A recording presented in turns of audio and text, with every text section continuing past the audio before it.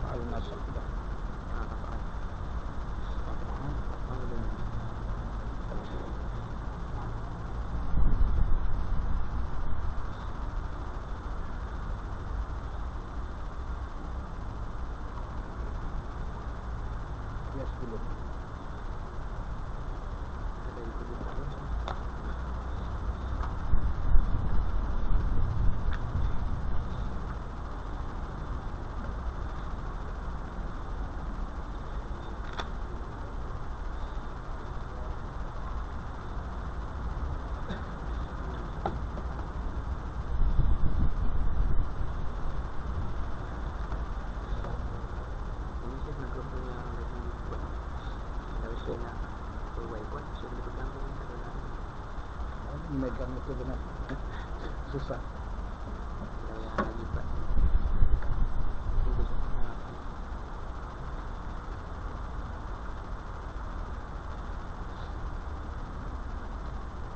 Itu nasah sudah ya? Istisna sudah. Bayan nas afal.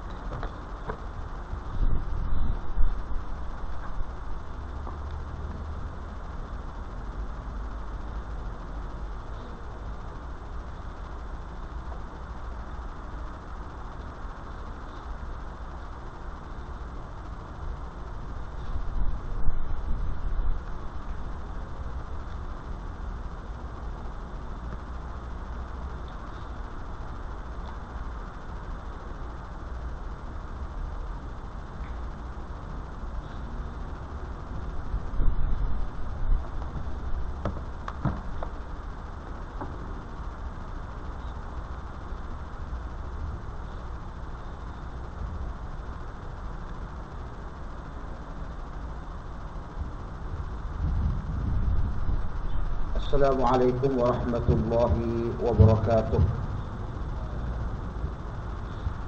Alhamdulillahi rabbil alamin. Wassalatu wassalamu ala ashrafil anbiya'i wal mursalin.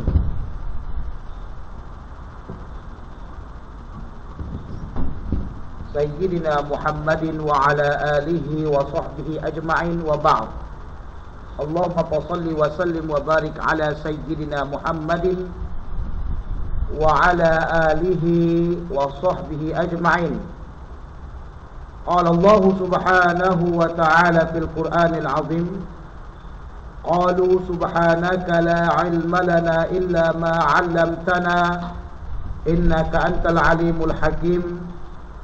ثم قال رسول الله صلى الله عليه وسلم في كتاب الحديث إنما الأعمال بالنيات وإنما لكل امرئ ما نوى.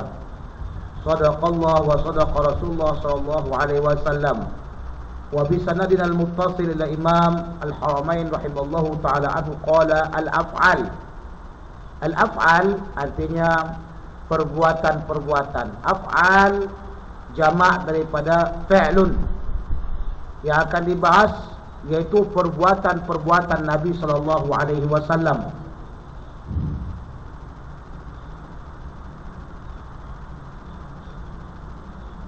Perbuatan Rasulullah sallallahu alaihi wasallam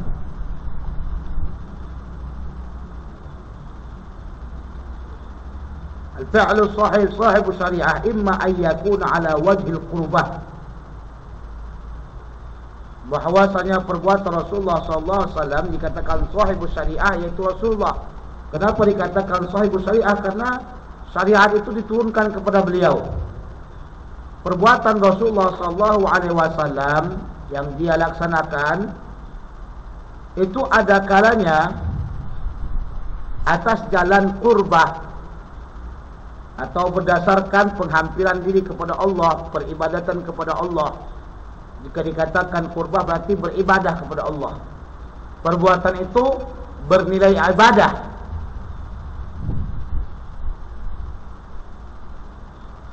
Wa ta'ati, dan demikian juga ketaatan kepada Allah Subhanahu wa taala. Jadi kalau kita lihat perbuatan Nabi sallallahu alaihi wasallam seperti salat, i'tikaf, mengeluarkan zakat, ini merupakan perbuatan-perbuatan yang bernilaikan ibadah. Perbuatan-perbuatan yang bernilaikan ketaatan kepada Allah Subhanahu wa taala. Demikian juga kalau kita lihat Rasulullah sallallahu alaihi wasallam berjihad, Rasulullah sallallahu alaihi wasallam melaksanakan aktiviti yang bermakna ibadah kepada Allah, qurbah kepada Allah, maka ini bobotnya adalah sebagai ibadah kepada Allah dan kita mengikutinya. Jadi dengan begitu, yang keduanya aula yakunu, atau tidak memiliki makna ibadah atau makna qurbah atau makna pendekatan diri kepada Allah Subhanahu wa taala.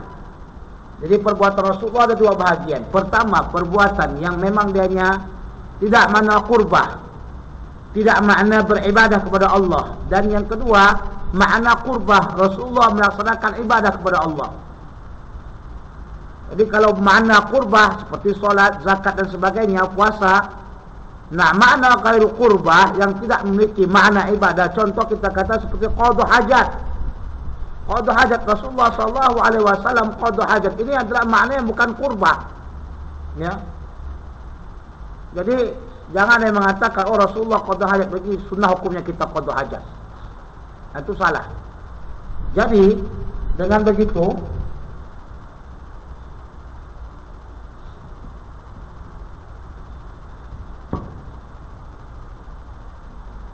segala perbuatan Rasulullah sallallahu alaihi wasallam, segala perbuatan Rasulullah sallallahu alaihi wasallam kita dapat nilaikan dua bahagian. Yang pertama nilai-nilai qurbah, beribadat kepada Allah Subhanahu wa taala. Yang kedua tidak memiliki nilai makna qurbah, ibadah kepada Allah. Kenapa saya tekankan masalah ini? Kita mesti benar-benar mengetahuinya agar kita tahu pembagian tersebut. Ketika itu kita akan bagikan dan kategorikan. Setelah kita bagikan dan kategorikan, baru kita akan melihat mana yang perlu kita ikut, mana yang tak perlu kita ikut. Ya.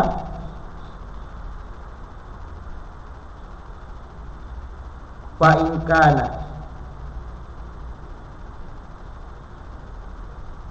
fa in dalla dalilun 'ala al-ikhtisas,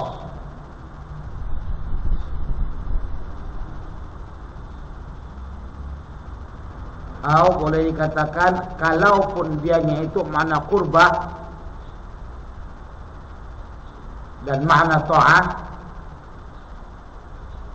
tetapi indalla dalil ala ikhtisas itu membawakan tujuan kepada pengkhususan kepada Nabi sallallahu alaihi wasallam. Ada dalil yang menunjukkan tentang khususnya benda itu bagi Nabi. dan tidak ada dalil yang menunjukkan bahwasanya perkara itu umum bagi Nabi SAW, umum bagi umat Islam, maka itu adalah hal yang dikhususkan bagi Nabi SAW, tidak diikuti oleh orang-orang lain. Andaikan perbuatan Nabi SAW tersebut menunjukkan kekhususan baginya, maka itu khusus bagi Nabi, tidak boleh diumumkan kepada orang-orang lain. Walaupun Nabi SAW uswatun hasanah, karena itu khusus.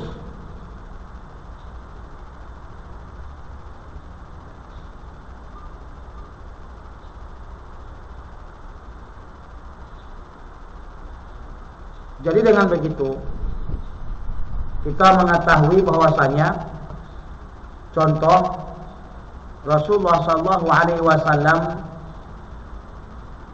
kawin lebih daripada 4. Kawin berapa? Lebih 4. Jadi kalau sudah kawin lebih daripada 4, ini merupakan kekhususan bagi Rasulullah SAW. Padahal Al-Quran menyatakan fankihu ma taba lakum minan nisa'i matna wa thulatha wa ruba'.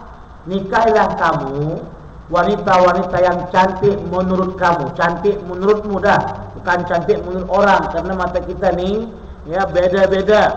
Betul tak? Saya pandang yang ini cantik, kamu pandang yang itu cantik. Ada orang mukanya jelek, hidung pesek, kulit hitam, tapi mata kamu pandang dia cantik. Itu cantik menurutmu. Makanya cantik itu relatif. Nikahi kamulah wanita-wanita yang cantik menurutmu. Ya, yang cantik bukan menurut orang tuamu, bukan menurut abangmu, bukan menurut kawanmu, tapi menurutmu. Nah, 2 atau 3 atau 4. Tak disebut lebih daripada 4. Makna dihadkan bagi manusia selain Nabi, dihadkan bagi umat Nabi Muhammad hanya 4 saja paling berlebih. 5 tak boleh, 6 tak boleh, 10 apa lagi? Ini jangan tambah-tambah. Kenapa? Karena kawin lebih daripada 4 ini dikhususkan bagi baginda Rasulullah sallallahu alaihi wasallam. Tidak ada dalil di sana yang menunjukkan bahwasanya kawin itu lebih daripada 4 boleh bagi umat Nabi SAW. Apalagi ada itu mazhab yang lebih sesat. Dia kata matna, 2. Sudah berapa itu? 4. 3. Sudah berapa tu? 6 tambah 4 berapa? 10. Sudah 4. 8 tambah 10 18. Boleh kawin 18 orang. Allah. Ini namanya madhab sesat. Madhab apa namanya? Sesat. Orang kata matna boleh 2 maksudnya 2 lah. 2, 3, 4. Dan itu jangan kamu kata sunnah Nabi 4. Kalau masalah kawin ni cepat-cepat sangat kata. Oh, 2 tu sunnah. Jadi 3 berapa pula? Sunnah juga. 4 sunnah juga. Kawin sunnah. Tapi 2, 3, 4 tu itu tak sunnah. Itu boleh. Apa hukumnya? Boleh. Hendak dia kata supaya boleh kawin dia, itu sunnah Nabi tu katanya. Tidak ada hadis Nabi yang menyuruh kamu untuk kawin lebih daripada 1. Tapi kalau memanglah kau tu tak sanggup, nafsunya nafsu badah, tengok perempuan tak tahan. Kan kita berbeda kan nafsunya kan? Nafsu kamu macam mana nafsu kamu? Kalau ada perempuan lewat kita biasa aja, tenang hati kita. Tapi kalau ada perempuan lewat punya nafsu badah, dakduk, boleh jatuh ke zina. Jadi berbeda orangnya. Nah, ketika itu jangan jadikan kawin lebih 1 itu sunnah, salah. Maka kamu mesti mengatakan kawin daripada 1 itu adalah boleh. Islam memperbolehkan kawin daripada 1 dengan syarat. Sebab itu dikatakan Allah, fa in khiftum alla ta'dilu fawahidatan. Kalau kamu takut kamu tidak adil, maka 1 saja. Maka demikian 1 adil wajib. Kalau nak 2, isteri yang pertama pun tak kasih makan. makcik makan ke makcik hari ini?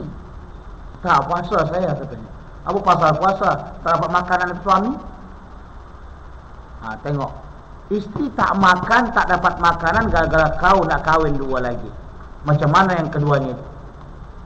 Sebab itu Rasulullah SAW kahwin lebih daripada 4. Itu khusus bagi baginda.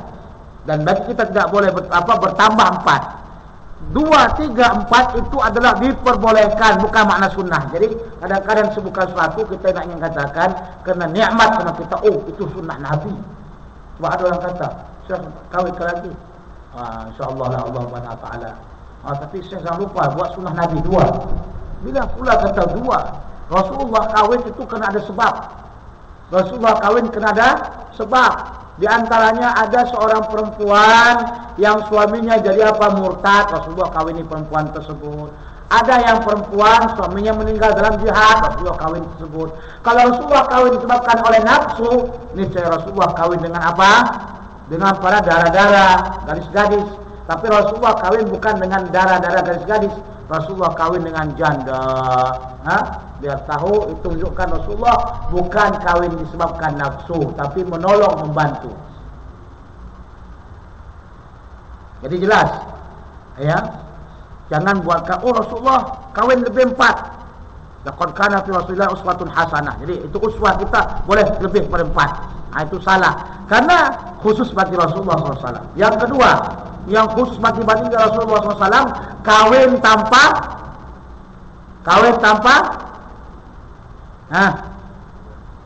baginda Rasulullah SAW kalau kahwin boleh tanpa wali dan qadi atau saksi.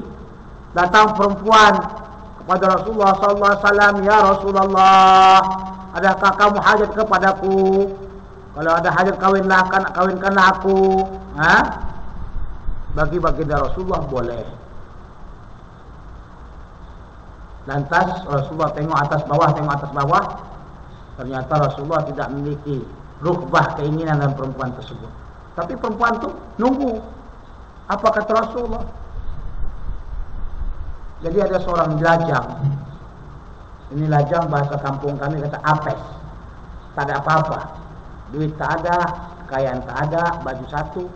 Ya Rasulullah, kalau kau tak berhajat pada perempuan ini, kawinkan sama apa aja ya Rasulullah. Itu semua kita tahu ceritanya. Dari sini kita mengetahui Rasulullah kahwin itu tidak mesti pakai apa, wali, saksi dan sebagainya. Asal datang saja, menyerahkan dirinya, mengatakan, ya Rasulullah, adakah kamu punya hajat untuk aku? Dikawinkan dengan Rasulullah SAW, langsung kawin. Kalau kita, boleh. Nanti tiba-tiba datang seorang wanita cantik, melihat kamu seorang mahasiswa yang handsome dan tampan, hidungmu mancung, kau laksanakan Anita belacan, bang, dengan keikhlasan hatiku dan kecintaan yang tumbuh dalam hatiku, maka aku serahkan diriku kepadamu dan kawinkanlah aku. Boleh? Boleh tak? Kalau kata, bolehlah. Orang Rasulullah juga ada gitu. Laqad kana fi Rasulillah uswatun hasanah. Rasulullah uswah katanya. Boleh kata begitu? Tidak boleh. Perkara itu telah dikhususkan bagi baginda Nabi SAW. Ya. Perkara itu telah dikhususkan bagi baginda Rasulullah SAW dan tidak dibolehkan bagi umatnya ittiba'. Oh, kalau yang sedap-sedap seronok-seronok mau ittiba' lah. Yang seronok-seronok ittiba' ya langsung. Kenapa kau buat begini? Ittiba' kerana ikut sunnah Rasulullah. Tapi yang lain-lain enggak ada ittiba'nya. Contoh seperti rambut panjang.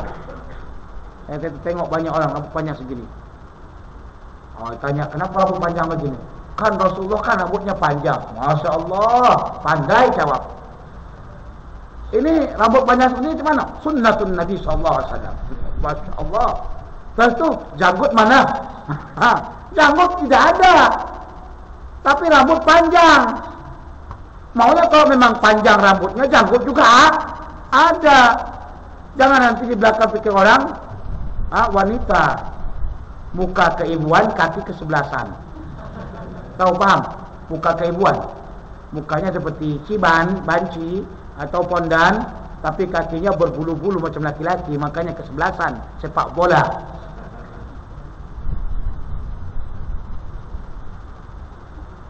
Sudah banyak kita lihat orang seperti itu. Asal kenapa kamu buat begini? Oh, ini sunnah Nabi. Tapi sunnah yang lainnya, macam orang awam kawin. Kenapa kamu kawin dua? Oh, ini kan sunnah Nabi. Rasul enggak kawin dua. Kawin dua Rasulullah? Enggak kan? Enggak kawin dua Rasulullah. Banyak daripada itu. Berarti bukan sunnah Nabi itu. Hanya boleh. Dan kau ikuti bukan disebabkan sunnah Nabi. Kau ikuti disebab nafsumu. Mau kawin dua? Mau kawin dua? Pasti alasannya kalau kawin dua. Bang, kenapa nak kawin dua bang? Katanya. Dia tak tahu, dia tak mau. Saya punya nafsu seperti gajah katanya. Malu dia mengatakan gitu. Dia kata kawin dua ni sunnah Nabi katanya. Pandai bohong dengan Nabi kan? Rasul kawin tak dua. Rasulullah lebih pada dua. Dan Rasulullah kawin itu punya sebab. Kita kata oh sunnah Nabi. Padahal kawin lebih pada satu itu apa? Boleh, ya, boleh. Beda itu sunnah dengan boleh. Mesti bedakan dah kita bicara sebelumnya, ya. Kalau sunnah maka maksudnya targhib supaya kawin lebih daripada satu. Ini sekarang sibuklah ustaz-ustaz semuanya supaya dia memang boleh kawin dua, orang lain juga ikut. Saudara-saudara, hadirin yang mendengarkan ceramah agama pada siang yang berbahagia ini. Sunnah bagi kita untuk kawin dua. Kenapa? Rasulullah sangat mengajak kita untuk kawin dua. Amboi, mentang-mentang dia kawin dua, nah dikatakan tak salah. Tak salah memang, tapi jangan sunnahkan. Itu apa? Boleh, ya. Buktinya boleh. Setelah itu Allah mengatakan fa in khiftum alla ta'dilu. Kalau kau takut tak adil dengan istri kau, biasanya kalau kita kawin dua nih, kita paling dekat dengan siapa? Dengan istri muda. Dengan istri muda. Kenapa istri muda? Maklumlah kalau kereta baru, kereta buruk langsung di sampah. Dan itu tidak boleh. Jadi mana-mana perbuatan yang khusus bagi Nabi tidak boleh kita ikuti. Perbuatan Nabi SAW ini ada kalanya, perbuatan Nabi SAW semuanya ada kalanya boleh, ada kalanya sunnah, ada kalanya wajib. Perbuatan Nabi SAW ada kalanya wajib seperti sholat fardu, ada kalanya sunnah seperti sholat rawatib dilaksanakan, ada kalanya boleh, ya, seperti contohnya qada hajat itu boleh, bukan wajib, boleh. Nak keluarkan. Tapi kalau dia memang sakit sangat mesti keluarkan, kalau tak berbahaya. Atau umpamanya kalau tidak diniatkan jadi tidur sebagai ibadah, itu ibahah. Boleh, sunnah, kemudian wajib. Dan tidak ada dalam perbuatan Nabi itu yang haram atau yang makruh atau yang khilaful aula. Rasul tidak akan mungkin melaksanakan hal-hal yang haram karena Rasulullah adalah maksum. Rasul maksum dari mulai lahirnya sampai wafatnya maksum. Dengan sebab itu kita beretikat bahwasanya Rasulullah itu adalah merupakan makhluk sempurna yang tidak memiliki dosa karena dia maksum. Sebab itu dikatakan ya Rasulullah, kata Sayyidah Aisyah radhiyallahu taala anha, kamu telah diampunkan dosamu dahulu dan akan datang sudah diampunkan, maka kenapa masih lagi memberatkan diri untuk melaksanakan salat malam? Maka Rasulullah mengatakan, afala akunu abdan syakura, adakah tidak aku menjadi orang yang bersyukur kepada Allah Subhanahu wa taala. Makin diampuni Allah, makin banyak ibadahnya. Kalau kita makin diampuni Allah, makin jauh kepada Allah. Jangan tak apa lagi untuk ibadah. Allah dah ampuni saya dah. Begitu. Tapi Rasulullah SAW makin banyak ibadah. Sehingga dalam riwayat yang lain dikatakan kaki Rasulullah itu bengkak. Macam kita memang dah malam bengkak. Bengkak kena gaut. Bengkak kena gaut, bukan bengkak kena banyak ibadah kepada Allah Subhanahu wa taala. Kemudian wa illam yadul dalil la yukhassu bihi. Jikalau sekiranya tidak menunjukkan atas kekhususan baginda Rasulullah sallallahu alaihi wasallam, Wa illam yadulla ala al-ikhtisas, kalau tidaklah menunjukkan atas kekhususan baginda Rasulullah. Contoh, solat rawatib baginda laksanakan 2 rakaat sebelum zuhur, 2 rakaat sebelum asar, ya. Ini tidak dikhususkan bagi baginda Rasulullah SAW, maka ini la yukhassu bihi, tidak dikhususkan untuk dia. Maknanya umum dan boleh diikuti oleh umatnya. Di anna Allah Ta'ala qala, karena Allah berfirman, laqad kana lakum fi Rasulillahi uswatun hasanah, dan telah ada pada jiwa diri Rasulullah SAW itu suri tauladan yang baik.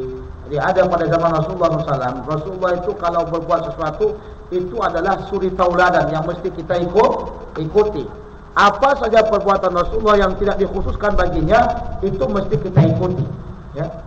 Mesti kita ikuti segala perbuatannya. Contoh, Rasulullah SAW ketika itu pernah melaksanakan solat tarawih, ya, maka para sahabat mengikutinya. Rasulullah SAW satu ketika pernah melaksanakan solat rawatib, seperti kalau kita katakan oleh Abdullah bin Umar, saya melihat Rasulullah SAW solat 2 rakaat sebelum zuhur, solat 2 rakaat setelah zuhur, 2 rakaat sebelum asar. Ini menunjukkan perbuatan yang Rasulullah buat, Abdullah bin Umar riwayatkan agar diamalkan, ya. Berbeda bobotnya dengan satu kata-kata.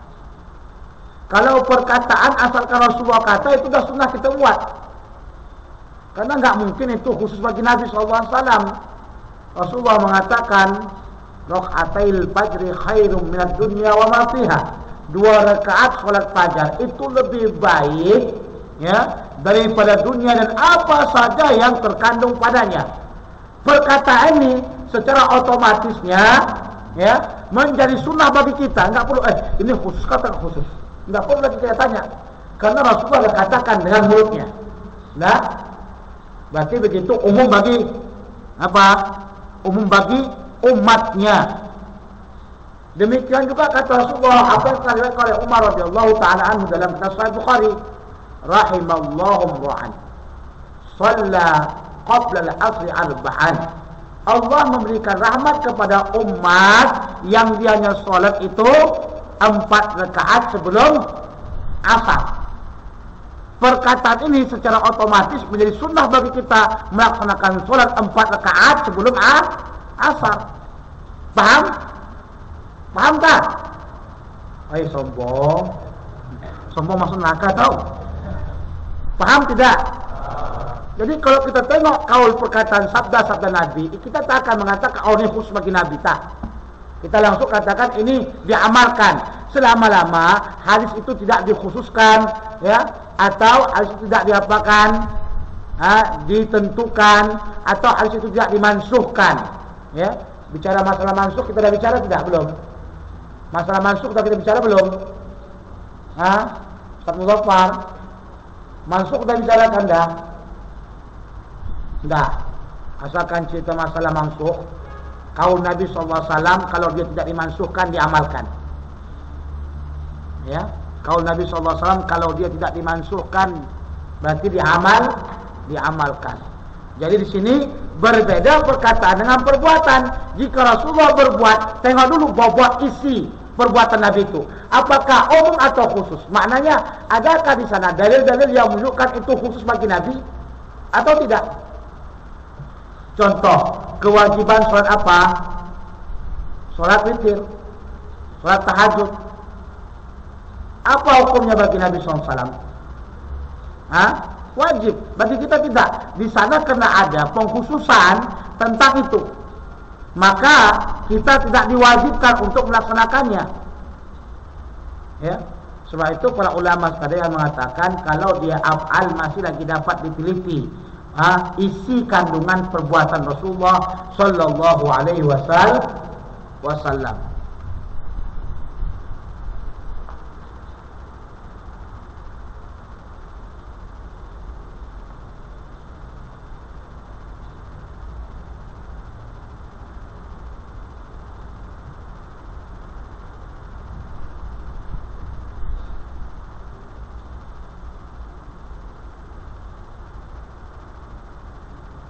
Contohnya sebagaimana yang Allah SWT kata firmankan tadi, laqad kana fi Rasulillahi uswatun hasanah.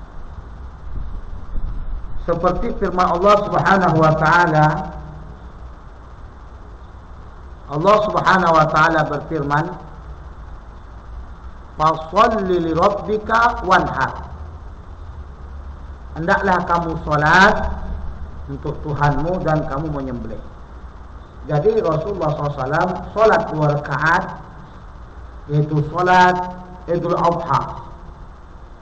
Setelah salat Idul Adha maka Rasulullah menyembelih. Karena mesti dia salat Idul Adha dulu baru menyembelih.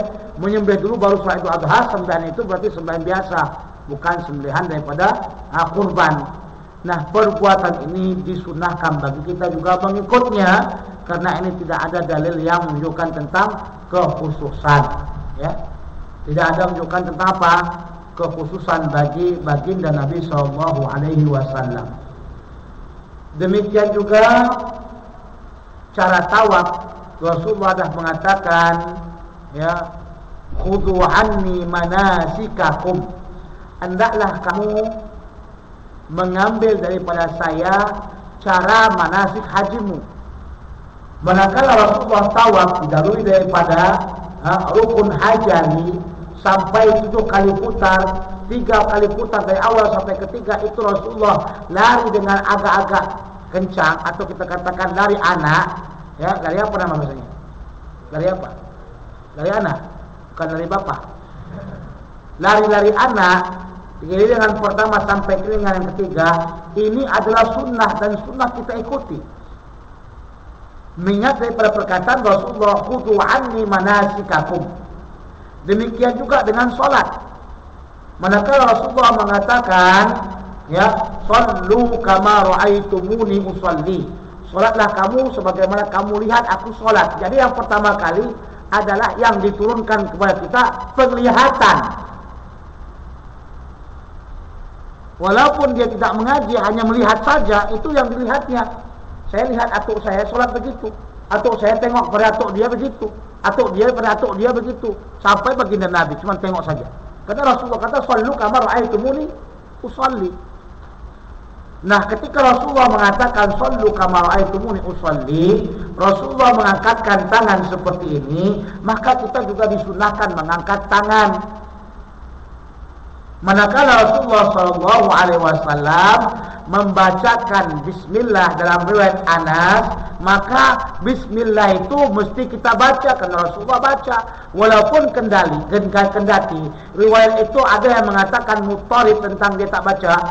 Jadi dengan penguatan para ulama yang ditarjih, Rasulullah membaca Bismillah, tapi kadang-kadang dianya tidak membacanya dengan jahar, hanya sir saja. Hari kita pun tengok orang Saudi di Madinatul Munawwarah, oh tak baca Bismillah. Kenapa? Tak dengar baca Bismillah. Dia yang tak dengar. Kalau di Madinatul Munawwarah imamnya itu baca Bismillah. Alhamdulillahi Rabbil Alamin. Cuma pelan. Nah, jangan nanti pula kalau di Malaysia, Alhamdulillahi Rabbil Alamin. Ikut mana? Ikut Saudi katanya. Saudi baca Bismillah tapi pelan. Faham? Nah, Rasulullah dalam riwayat orang yang mentarjih hadis itu, kadang-kadang Rasulullah memelankan Bismillah, kadang-kadang dia menjaharkannya. Tapi dengan mana Rasulullah buat Bismillah, maka tidak boleh kita tinggalkan Bismillah, ya. Dan mengisbatkan sesuatu itu lebih bagus daripada menafikannya. Nah, mengisbatkan adanya bacaan Bismillah itu bagus daripada kita nafikan dengan baca Bismillah. Karena mana mazhab tidak ada yang mengatakan baca Bismillah haram. Cuman mazhab Maliki kata baca Bismillah makruh. Kalau makruh kan haram, tak ada masalah, kita buat aja lah. Daripada kita akan menjaga keabsahan, kesohihan solat kita. Nah, kemudian demikian juga baginda Rasulullah SAW solat, diangkatnya begini. Dalam satu riwayat daripada Abu Daud, diangkatnya begini satu kali. Nah, ini dalam riwayat yang lain ada pula mengatakan baginda Nabi, dia putar-putar faharrakahu. Dalam Baihaqi kata faharrakahu ini ayarfa'ahu, diangkat begini. Ini khilaf di antara para ulama. Jadi mana kalau kau buat begini, itu adalah mengikut Nabi SAW. Menginginkan juga, itu juga mengikut Nabi SAW dalam riwayat yang lain. Kalau kau buat begini-gini, itu mengikut setan. Nah, itu apa namanya? Syaitan.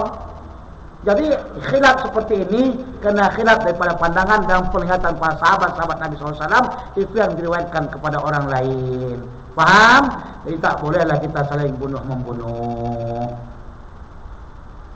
Sebab itu dalam af'al ini banyak khilaf. Terjadi khilaf kenapa? Karena Rasul tak suruh. Bukan dengan kaul, perbuatan. Andaikan dengan perbuatan tidak ada khilaf. Paham? Tapi bukan maknanya langsung tidak ada khilaf. Ada kadang-kadang Rasulullah berkata masih lagi dapat ditakwilkan. Contoh, Rasulullah SAW mengatakan, janganlah kamu sholat asar kecuali di Bani Quraidah.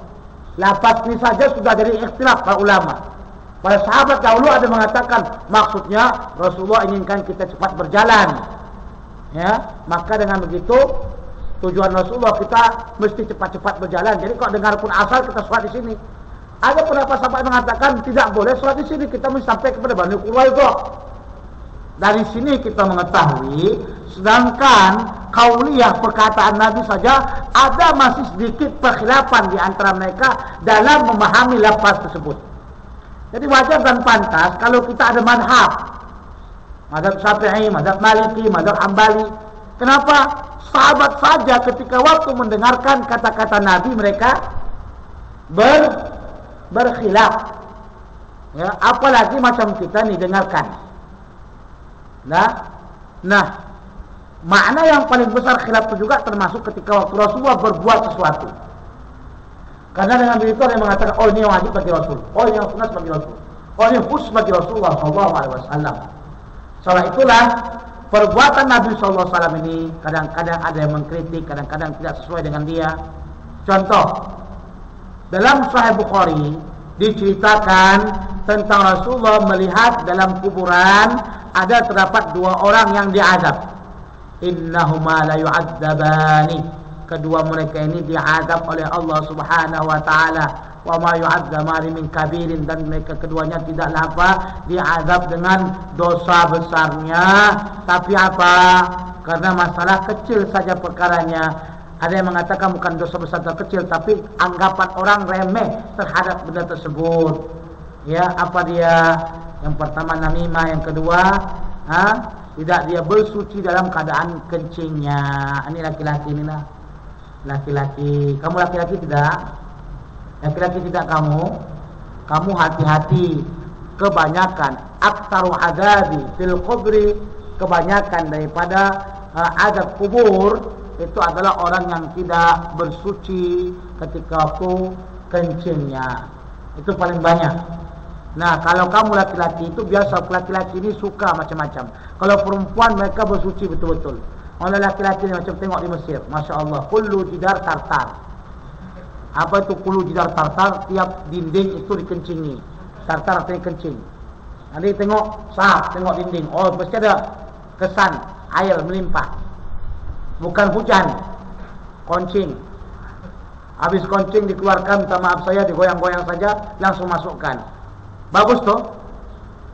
Bukankah begitu istinjaknya digoyang-goyang aja? Adik digoyang-goyang, papa masuk. Alhamdulillah. Tidak boleh. Itu mesti diistinjakan. Paling sedikit kalau memang itu ada namanya apa? Dinding. Dinding itu minta maaf saya di dinding ini. Ini dinding ini. Saya tunjukkan semua laki-laki kita diginikan 3 kali. Tapi ingat, hati-hati jangan kena selumbar. Kalau kena selumbar lecet. Kalau tidak dosa besar, kita anggap remeh benda tu. Kadang-kadang kita tak istinja, kita masukkan saja itu spender apa? Kotor, kena najis solat kita. Bagaimana solat kita? Bernajis. Nampak kecil tapi permasalahannya. Kadang-kadang jadi imam lagi dia. Tak mungkin kan kita sebagai makmum nanyakan, Ustaz minta maaf ya, buka tu spender nak cium kan, apakah najis atau tidak? Tak mungkin. Tapi kita mesti tahu ini spender bernajis atau tidak. Kalau kita tak beristinja memang bernajis. Paham? Jadi makanya di sini laki-laki itu pertama tukang adu domba. Adu domba. Bahasa lainnya saya tak tahu.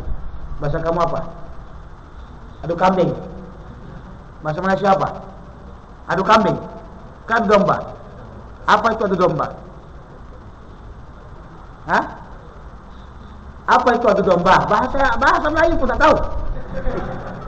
Nah, saya cakap bahasa Cina. Adu domba apa itu? Ini pelik bahasa orang Melayu ni lah. Bahasa orang Melayu pelik lah. Domba letak di Melayu. Domba letak. Tak ada kan? Tapi sebut tu juga adu domba. Seperti yang katanya nikah Cina buta. Cina buta. Itu bahasa Melayu tu kan. Adu domba. Ini berdosa. Kemudian yang kedua, kencing tidak beristinja, tidak bersuci. Kedua-duanya diadab oleh Allah SWT. Rasul tahu.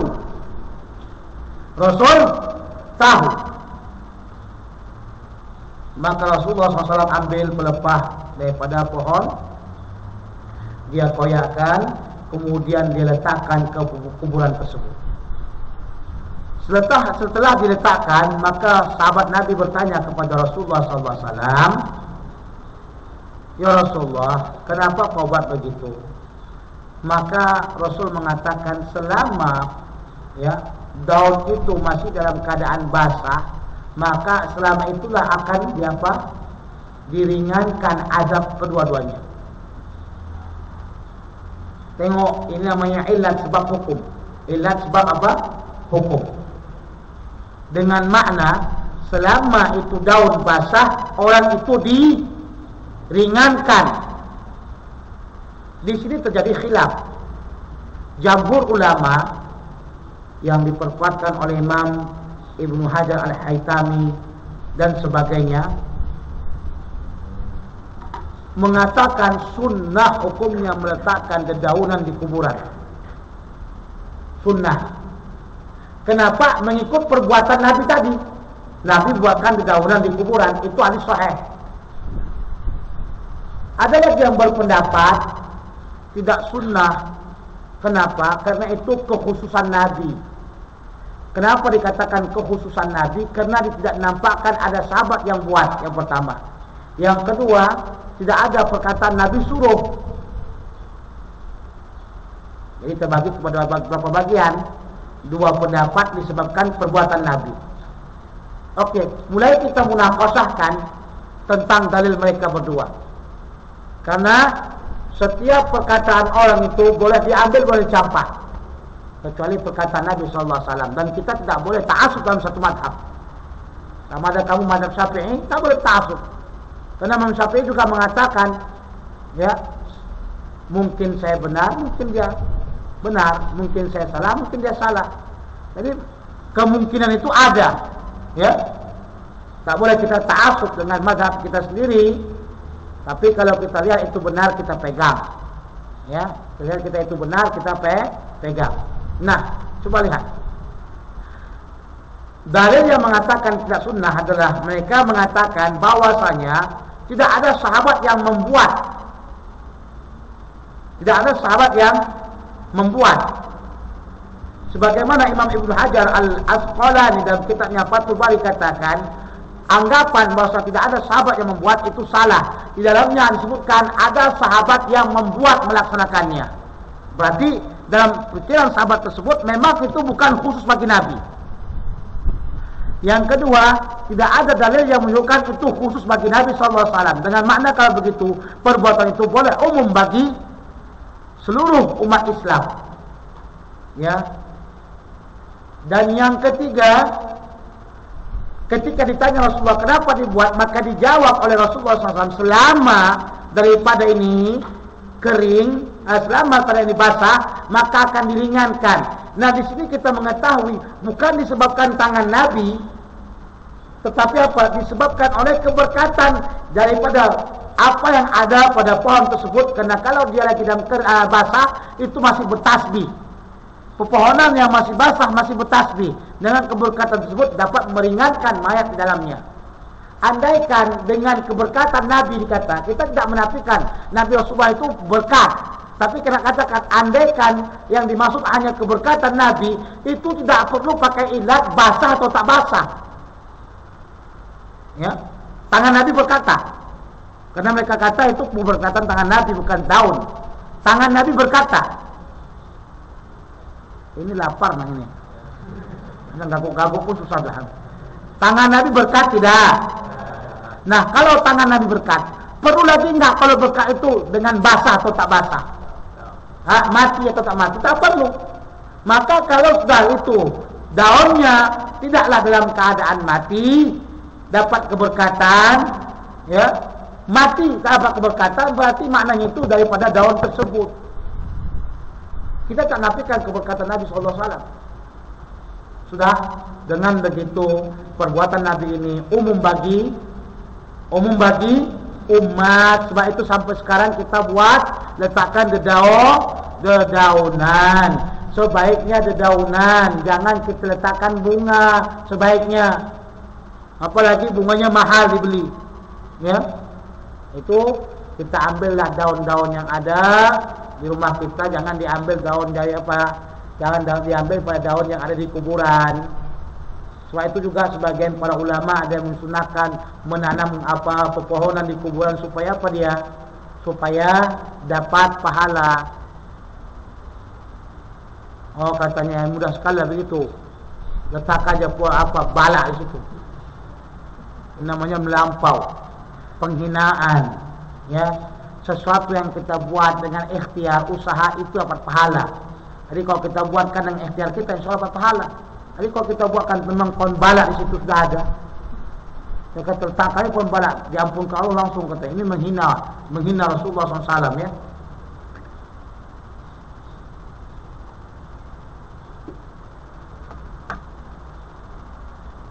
Kalau tidak, untuk apa Rasulullah letakkan itu? Berarti Rasulullah doakan aja langsung, ya Allah ampunkan mereka, atau ya Allah ringankanlah dosa-dosa mereka, ringankanlah azab mereka. Udah langsung. Doa Rasulullah makbul enggak? Doa Rasulullah makbul tidak? Makbul. Kalau ini hanya sekedar untuk meringankan, ya Allah Tuhanku ringankan dosa mereka, udah.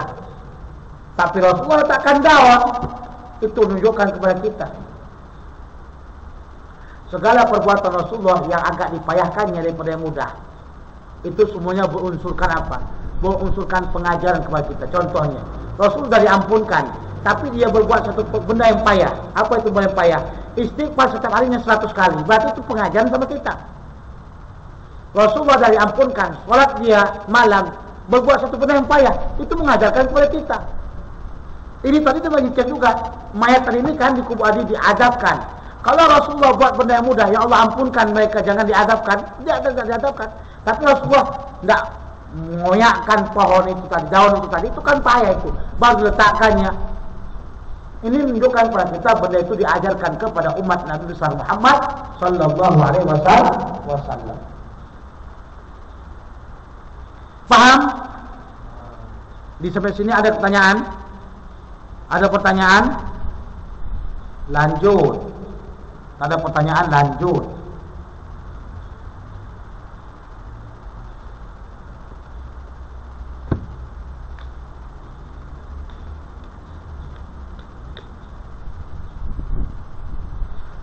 فيحمل على الوجوب عند بعض أصحابنا في حقه وحقنا. Maka dibawalah makna perbuatan itu kepada perbuatan yang wajib dalam sebagian pendapat ulama-ulama Syafi'iyah.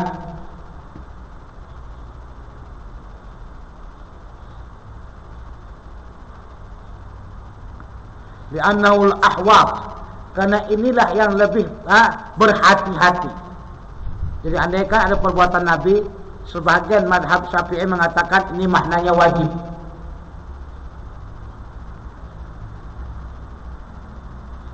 Jadi apa alasannya wajib?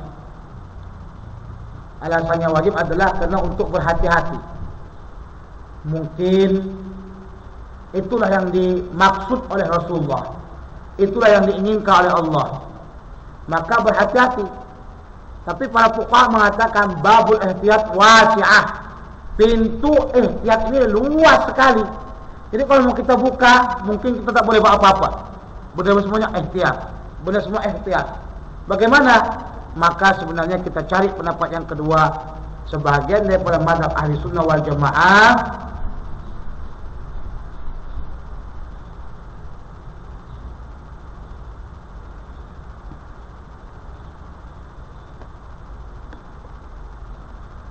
ada yang mengatakan sunnah. Sebagian daripada mazhab yang kedua dalam kitab matan tidak ada. Cari-cari tak akan ada itu. Sarahnya ada. Ya. Sebagian daripada pendapat ahli sunnah ahli sahabat kita Syafi'iyah mengatakan sunnah. Jadi mengikuti perkara yang dibuat Rasulullah adalah sunnah. Ya. Kenapa? Karena tuntutan paling sedikitnya sunnah. Tuntutan ada dua. Yang pertama wajib, yang kedua sunnah. Nah, tuntutan itu paling sedikitnya sunnah. Dan ini yang kita maksud. Wa minhum man qala yutawaqqafu fi. Sebahagian daripada mereka yang mengatakan kita terhenti pada masalah tersebut. Kenapa? Karena li ta'arud adillati fi dzalika, karena masih terdapat di sana kontradiksi antara dalil-dalil yang ada, sehingga kita tidak mampu untuk menetapkan itu wajib atau sunnah Rasulullah sallallahu alaihi wasallam. Apalagi kalau dikatakan andaikan itu sunnah atau wajib, saya Rasulullah akan katakan. Tapi Rasulullah tak katakan. Karena pada asalnya, pada dasar suatu hukum itu Rasulullah akan mesti mengatakan. Buktinya wa ma yantiqu 'anil hawa. Jadi nutuk dikatakan kepada umat al-qauliyah, perkataan. Nah, perbuatan ini yang kedua. Ya, pada dasarnya dalil-dalil itu kita gunakan daripada nutuk perkataan Rasulullah SAW, bukan perbuatan Rasulullah SAW. Sementara perbuatan Rasulullah itu dalil yang kedua setelah perkataan Rasulullah SAW. Paham? Paham tidak? Kalau begitu kita lihat perkataan Rasulullah SAW, perbuatan Rasulullah SAW, maka kita perlu teliti bobot isi daripada perbuatan itu. Adakah dia mengandung wajib? Adakah dia mengandung sunnah? Atau dia perlu kita diam tidak menghukumkannya wajib atau sunnah?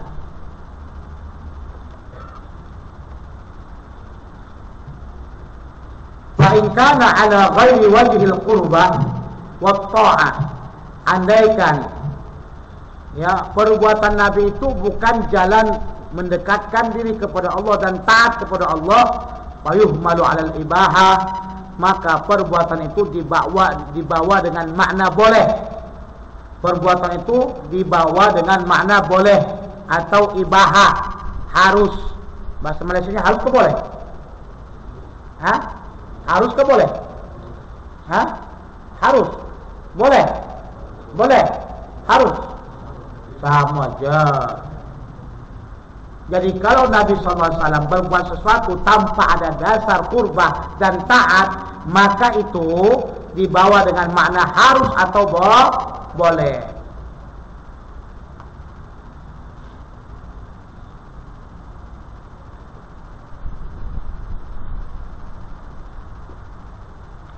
Seperti makan dan minum. Rasulullah makan nasi, Rasulullah makan Rasulullah makan kambing, Rasulullah makan ayam. Nah, perkara itu perkara harus. Nanti kata Rasulullah makan kambing, kan Rasulullah makan kambing mahswi. Kata ini sunnah Nabi sallallahu alaihi wasallam, dan adalah sunnah Nabi Rasulullah makan kambing, dan kambing dimakan Rasulullah sampai lebih 4 kaki. Dengan cerita Rasulullah akan kata, datang, berikan sama saya kaki. Datang kaki, berikan sama saya kaki, datang kaki, berikan sama saya kaki. Sampai 4 kali Rasulullah kata berikan kaki, kaki habis, maka kita berikan. Rasulullah makan 4 kaki kambing, maka sunnah hukumnya kita makan 4 kaki kambing. Itu salah. Kita selalu kata kalau Rasulullah buat kata sunnah. Itu bukan sunnah, itu mubah, boleh. Rasulullah makan 4 kali atau 4 kaki. Ya, maka Rasulullah kata, ya Rasulullah, emangnya kaki ada berapa ya Rasulullah? Kata Rasulullah, kalau kau tak bertanya, niscaya akan datang lagi kakinya. Datang kau buat istimbat, hukumnya sunnah makan 4 kaki. Kalau kau sunnahkan, mampus orang mati. Mati itu duduklah, 1 kaki pun kalau macam kita orang Melayu lah, ya, 1 kaki pun kita dah menyarap kekenyangan. Apalagi 2 kaki sampai 4 kaki, mati, ambulan datang. Apa pasal tu? Dia kata, ada orang makan 4 kaki kambing. Terus tu, makan 4 kaki kambing, mampus dia. Kenapa dia sampai 4 kaki kambing? Dia kata sunnah Nabi Rasulullah pernah makan 4 kaki kambing. Tu. Hari perkara-perkara makan ni, kalau tidak ada dalil tentang kecintaan Rasulullah kepadanya, itu berarti bukannya sunnah. Ya, itu boleh. Ya, contohnya Rasulullah SAW makan apa? Rasulullah makan ayam. Dalam Syama'il Muhammadiyah dikatakan Rasulullah makan dajaja, makan ayam. Jadi jangan kau kata, oh saya suka makan ayam ini, karena Rasulullah makan ayam selalu katanya. Oh Masya Allah. Ma tuhibbuk, apa yang kau suka? Ana hibbu dajjaj. Dajjaj apa? Dajjaj masywi, ayam panggang. Apa pasal? Sunnah Rasulullah SAW. Laqad kana fi Rasulillahi uswatun hasanah. Masya Allah. Makanan memang kata sunnah benda. Tapi Rasulullah SAW makan tak kenyang-kenyang. Kenapa kenyang? Mana sunnahnya? Kena kan? Rasulullah SAW juga pernah ya makan apa? Makan bekas-bekasan makanan. Asal selesai bekas makanan dibersihkan semuanya. Ini bagaimana? Ini ada dalil yang menunjukkan kesunahan tentang jangan sampai kita meninggalkan bekasnya makanan itu. Itu sunnah hukumnya, kalau kita makan bersihkan betul-betul. Bersihkan. Ada orang sampai begini, dijilat-jilat nih. Kalau tahan jilat-jilat lah. Dijilat sampai bersih pinggan tu. Itu bagus. Jangan makan campak-campak sebelah kiri sebelah kanan semuanya ada. Rasulullah SAW makan bersih. Ya, Rasulullah makan bersih itu sunnah Nabi SAW. Rasulullah makan betih, maka Rasulullah makan semangka. Itu perbuatan Nabi makan semangka. Jadi bagaimana? Setidak-tidaknya apa yang dibuat Rasulullah SAW merupakan satu hal yang memang dia itu agak diajak untuk membuatnya. Karena Rasulullah tidak akan pernah buat benda yang tidak baik. Macam semangka ketika diteliti Rasulullah, tahu semangka, tembikai. Tahu tembikai? Semangka. Tahu semangka? Apa itu? Batik. Makan batik itu bagus. Makan tembikai ini bagus. Ya. Tapi jangan kasih sama macam-macam yang sudah tua. Nanti yang makan ada kuncing aja kerjanya. Nah. Contoh Rasulullah makan labu. Lihat bagaimana kesenangan Rasulullah ketika Anas lihat Rasulullah makan labu, maka dia pun suka labu. Ya laki Suzairah, ma uhibbuki illa anna Nabi SAW yuhibbuki. Wahai buah labu, tidak aku suka yang kamu kecuali Rasulullah memakan kamu, suka Rasulullah kepada kamu. Maka kita pun ikut, karena Rasulullah suka, kita ikut suka juga. Itu tak mengapa, itu sunnah. Ya, sunnah Nabi SAW.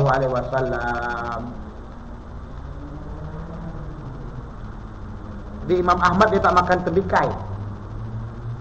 Imam Ahmad tak makan tembikai. Kenapa tak makan tembikai? Karena dia tidak mendapat dalam hadis Nabi macam mana cara Rasulullah makan tembikai.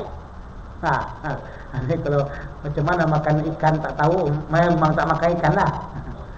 Imam Ahmad tak makan tembikai kerana tak tahu bagaimana makan tembikai. Maka dengan begitu, kalau saya rasa saya tak tahu Rasulullah makan macam mana. Kamu tahu tak? Yang jelasnya kalau makan tembikai itu belah dua. Sudah belah dua, ambil yang kanan. Dibelah lagi, ambil yang kanannya. Dibelah lagi, ambil yang kanannya. Sudah, baru kita ambil makan yang kanan dari kanan ke kiri. Karena Rasulullah suka yang tayamun, yang kanan-kanan. Itu aja buat. Kalau kita kata semua cara Rasulullah itu tak boleh kita nak buat ya.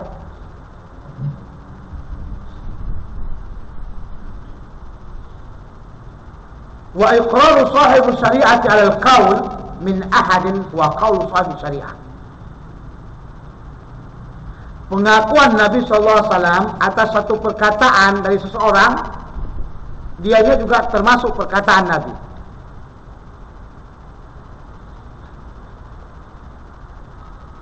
Kenapa? Karena Nabi SAW itu adalah tugasnya menyempurnakan, memberikan hukum, menerangkan hukum, menyatakan hukum. Jadi kalau tugas Nabi menyatakan hukum, menerangkan hukum, datang orang berkata dia tidak salahkan, itu sudah salah dan mustahil bagi Nabi. Karena Rasulullah menyampaikan wahyu. Jadi apa saja perkataan orang, kalau dia salah, Rasulullah akan salahkan. Kalau dia benar, Rasulullah akan benarkan. Sama seperti seorang naqid, pengkritik. An-naqid, pengkritik, contoh seperti Imam Az-Zahabi, Imam Al-Hafidh Ibnu Hajar Asqalani, Imam Al-Hafidh Ibnu Katsir. Ini mereka yang naqid, pengkritik, ketika waktu menyebutkan satu hadis, kalau hadis itu dhaif dan terdapat padanya sanad yang dhaif, niscaya dia akan kritik. Di bawah hadis itu dia akan katakan hadis ini sanadnya dhaif. Yang dhaif itu inilah orangnya. Ini adalah minhaj bagi orang pengkritik. Andaikan dia diam, itu merupakan kesalahan bagi dia dan dia tidak dianggap pengkritik. Paham tidak? Nah, bagi Nabi SAW, bila ada perkataan yang benar, dia kuatkan, dia akui, itu perkataan Nabi juga, walaupun tak ada bercakap. Sudah? Contoh, seorang sahabat Nabi yang selalu mengulang-ulang Al-Quran, Qul huwallahu ahad, surah Al-Ikhlas, dibawa ke hadapan Nabi SAW. Disampaikan Rasulullah berkata, kenapa kamu ulang-ulang? Maka dia kata, aku cinta kepada surah Al-Ikhlas ini. Maka Rasulullah kata, kamu bersama dengan surah Al-Ikhlas ini. Maknanya di sini sudah ikhrar Rasulullah SAW tentang apa yang telah diperbuatnya, walaupun baginda tidak memperbuatnya. Ya. Demikian juga apa yang ditambah oleh seseorang ketika waktu terlambat sholat, dia tambahkan daripada bacaan Rabbana walakal hamdu itu. Karena Rasulullah mengatakan siapa yang bercakap tadi itu, semua sahabat diam karena takut dimarahi. Ya. Kalau zaman sekarang ini langsung kita katakan, siapa yang tamat-tamat tu? Tamat-tamat bid'ah.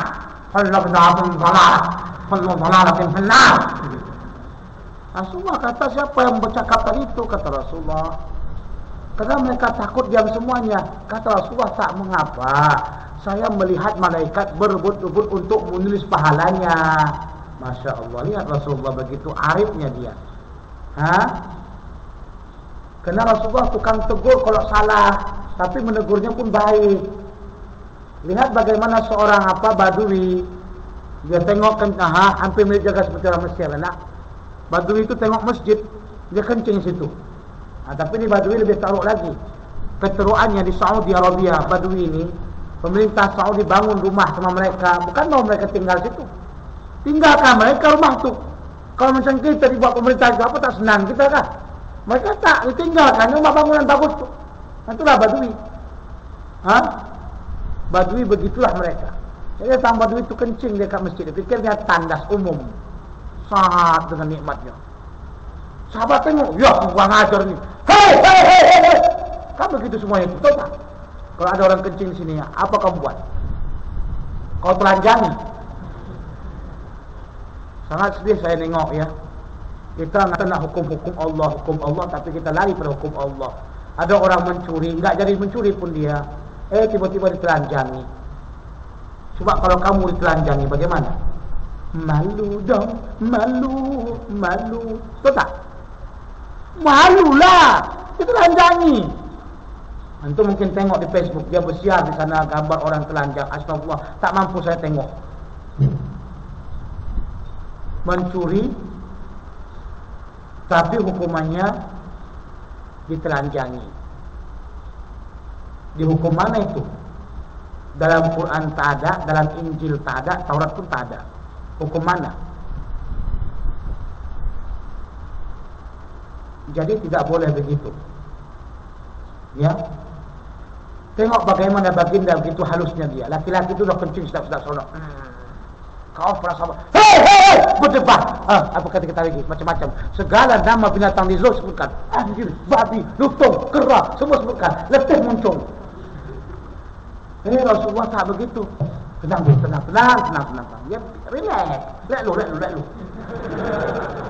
Ya bukan gini dah. Itu ni kencingnya itu. Iya, relax dulu kata. Biar selesai kencing dia dulu. Ini Rasulullah tahu hikmah. Bila kalau dia ketakutan, dia kencing tengah kamu kau langsung dia lari, maka kencingnya semua kena masjid. Tahu tak? Dia lari, katanya ke sana. Wah, hasil kita mesti basuh semuanya. Tapi baginda coba lihat bagaimana menghadapi itu. Habis kencing dia, baru kata Rasulullah SAW, basuhkan kamulah tempat kencingnya itu dengan air. Baru Rasulullah ajak sini. Aduh ya akhi, ini masjid tidak boleh untuk kencing, tempat sini untuk sholat saja ya. Coba indah bahasa. Kalau kita, kau kurang ajar ya, kau kencing di masjid, kurang ajar kau. Boleh bang, kau komunis kah atau kafir kah apakah? Kita hebat kita, masya Allah. Mana uswatun hasanah?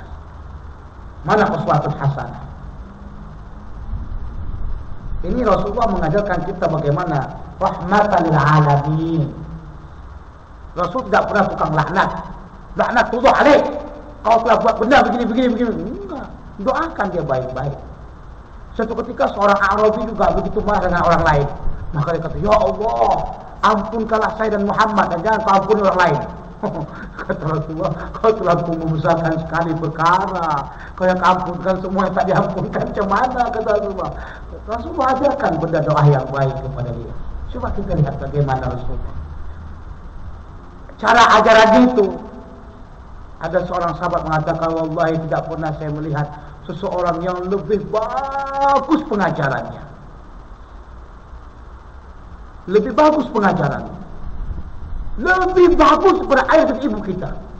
Tak pernah mengapa, tak pernah dimarahan dan sebagainya. Waktu itu saya punya minhaj dakwah saya sendiri.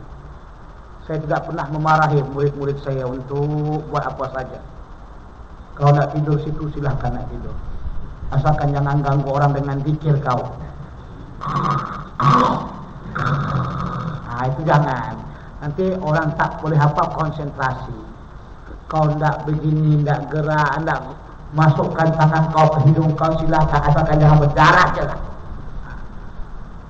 Kita gunakan minhaj nabawi. Bagaimana Rasulullah mengajar umatnya dengan rahmat, bukan dengan melaknat, merangkul bukan memukul, mengajak bukan mengejek. Faham? Inilah perbuatan Nabi SAW. Jadi kalau Rasulullah ikrarkan perkataan itu, berarti perbuatan itu adalah perbuatan Rasulullah, perkataan Rasulullah SAW. Kata para sahabat, kami melaksanakan melaksanakan azal ketika Al-Quran diturunkan. Maknanya apa? Itu istilahnya itu azal itu yang ketika mau menembak. Tahu nembak? Nembak burung pipit. Paham tak? Kamu sudah dewasa atau belum? Ada yang belum dewasa? Tutup tangan. Kalau yang belum dewasa tolong ya tutup kuping. Tutup kuping. Yaitu ketika waktu dia mau mengeluarkan sperma, maka dia keluarkan dan dikeluarkannya di luar daripada tempat perempuan tersebut. Ya.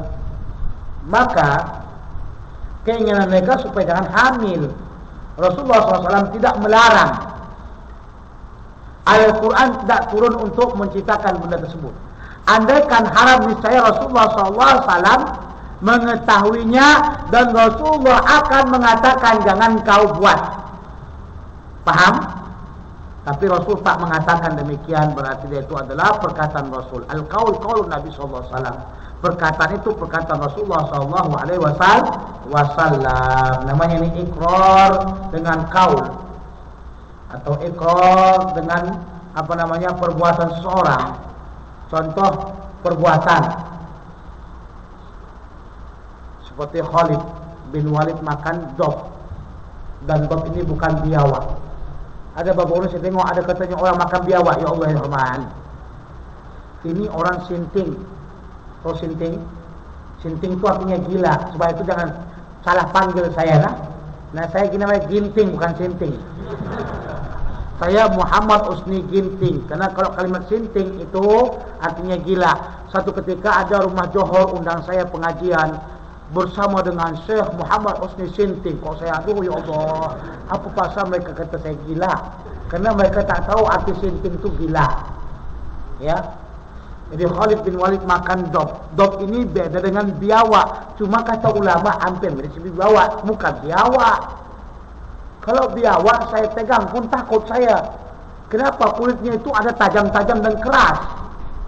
Ya, pernah tengok biawak? Pernah tengok biawak? Kalau pernah jangan tengok kiri kanan. Nanti tulak aku lepuk sama kawan. Kau kata aku biawak kan? Pernah saya. Sebelah biawak. Biawak itu hampir seperti komodo. Tahu komodo? Pernah lihat komodo? Di TV. Tak pernah tengok komodo langsung kan? Mari kita buat acara jalan-jalan ke Nusa Tenggara Barat. Tengok komodo. Habis tengok televisi aja tak tengok asli. Ya, komodo ini besar, biawak kecil. Sudah. Biawak ini makan apa? Bangkai. Kalau dok tak makan seperti itu. Ya jangan samakan dok tiba-tiba. Oh ini nih dok nih. Biawak nih, dok nih boleh makan. Bismillah, Allahu Akbar. Itu bukan dok, itu biawak. Nama pun sudah beda. Satu dok, satu biawak. Tahu tak? Ada orang kata ni biawak ni dok. Tak kan? Dok, biawak. Paham tak? Dan biawak itu tidak ada di sana. Dok itu di padang pasir. Dia tidak apa. Saya sudah selalu melihat dahulu orang Malaysia selalu bawa ke sini jual. Sekarang sudah tidak dibolehkan lagi. Dan sangat susah bawa dok sekarang ini.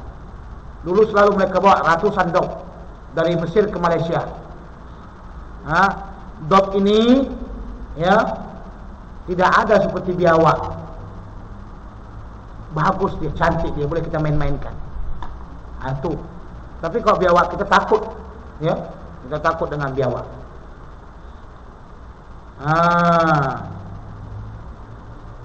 Wa iqraru ala fi'l, dan pengakuan Nabi atas perbuatan, diakuinya seperti perbuatan Khalid bin Walid, kafi'lihi seperti perbuatan Nabi.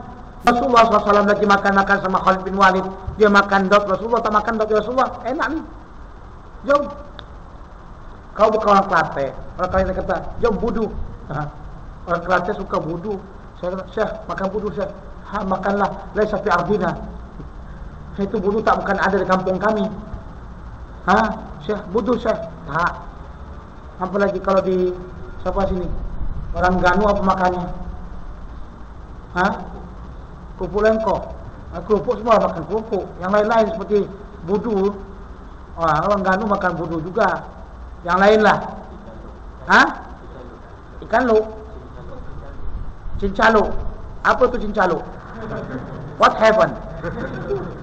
Atau durian yang dimasam apa namanya? Tempoyak. Syekh yuk makan tempoyak.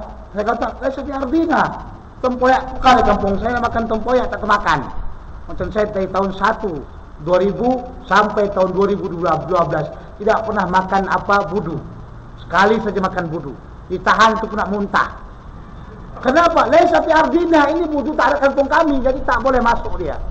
Akhirnya Rasulullah kata, ya Rasulullah makan dop. Laisa fi ardina, ini dop tak ada kampung kita, ni nak makan dop, tak masuk. Khalid itu mau masuk, sedap makan lahap. Ada orang Johor, ada orang Selangor makan budu senap, apop. Ya kan? Boleh masuk tak? Boleh. Tapi kenapa? Karena budu itu di negeri Kelantan saja yang ada. Negeri sini tuh jarang orang buat budu. Orang Kelantan tak asuk dengan budunya. Sampai dalam sholat pun dia tetap ingat budu. Iya ke nak budu katanya. Betul tak? Kalau tak nak budu tak makan. Betul tak?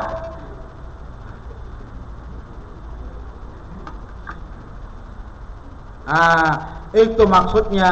Jadi makan budu tu saya di situ berarti boleh makan budu. Kalau ada seorang syekh, ada orang buat sesuatu, kalau salah wajib tegur. Maka macam saya kan, duduk-duduk saya tiba-tiba ada orang kata, tanggal 1 kampung saya akan sampai ke sana. Saya kata langsung, itu salah bukan confirm. Insya Allah wajib tegur. Nabi kalau itu haram, benar itu ditegurnya langsung. Khalid jangan makan dop, haram. Biasanya makanan yang diharamkan itu pasti yang pertama memudaratkan. memudaratkan. Setiap makanan yang memudaratkan haram. Yang kedua, menjijikkan. Setiap makanan yang menjijikkan haram. Contoh kodok. Apa itu kodok? Kata. Mati kata. Haram tak makan kata? Haram. Tapi kata ni, kodok ni semua ni tak jijik. Jijik menurut orang Arab dan jijik menurut umum. Setiap jijik menurut orang Arab dan umum itu haram dimakan. Walaupun sama kau tak apa. Tak nak makan mana jijik kodok tu, kata makan kotok. Kotok. Setiap masa dah hujan tu, banyaklah orang Muslim mencari kodok di sawah-sawah. Kadang kodok lompat-lompat. Kadang-kadang tertangkap, bukan tertangkap, tanah tangkap. Kadang-kadang tertangkap tai. Kata Rasulullah dengan riwayat Abu Daud, dikatanya, la taqtulu dabda. Kata, fa innahu musabbihun, sesungguhnya kata itu bertasbih. Jangan kita bunuh kata. Kalau kau memang tak ada duit, cari kerja yang lain. Jangan kau kumpulkan kata untuk kasih manusia makan. Kau fikir cuma kata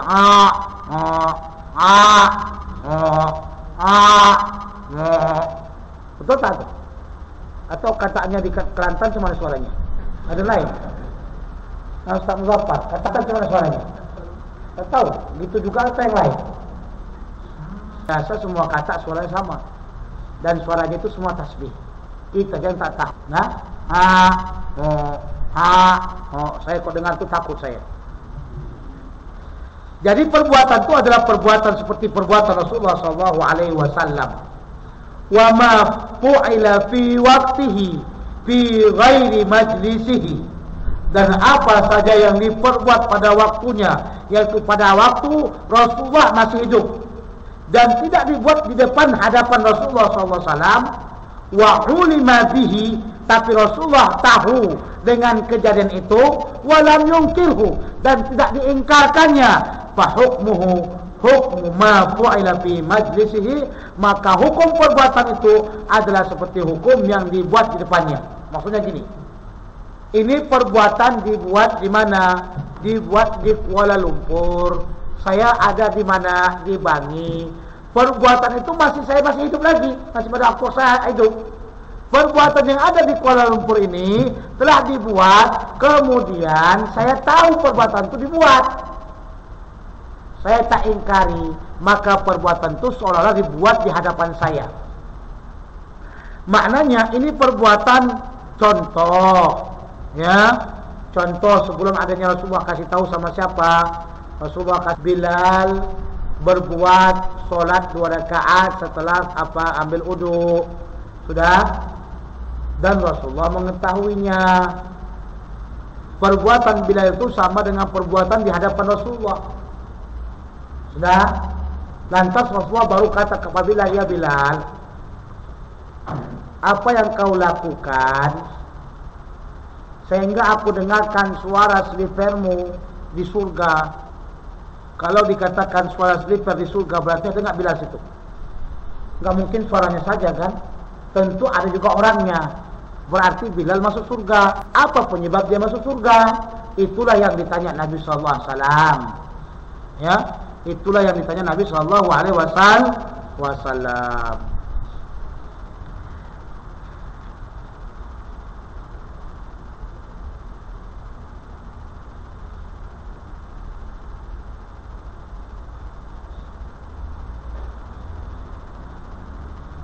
Sebagaimana juga contohnya seperti Abu Bakar bersumpah tidak akan makan makanan ketika waktu marah beliau.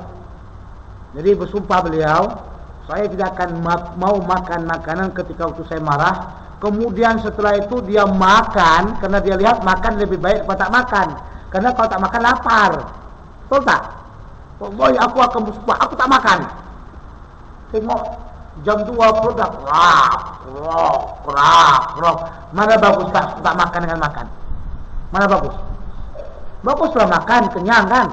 Maka bayar kifar sumpah, kemudian makan langsung. Nah, itu yang dibuat oleh Abu Bakar. Setelah Abu Bakar membuat seperti itu, Rasulullah tahu. maka perbuatan itu seolah-olah dia buat di depan Rasulullah sallallahu alaihi wasallam.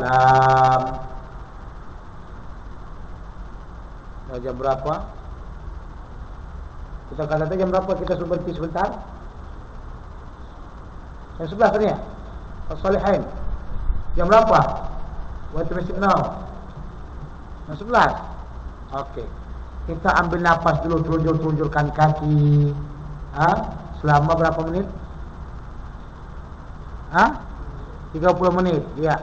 Kita bernafas istirahat 30 menit. Okey. Yang nak tidur qailulah silakan. Asalkan yang qaiturah sajalah nah. Karena qailulah itu sebelum zuhur. Tapi kalau qaiturah itu tak lagi dah sunat namanya itu dah. Malam pun dia qailulah tak tidur juga.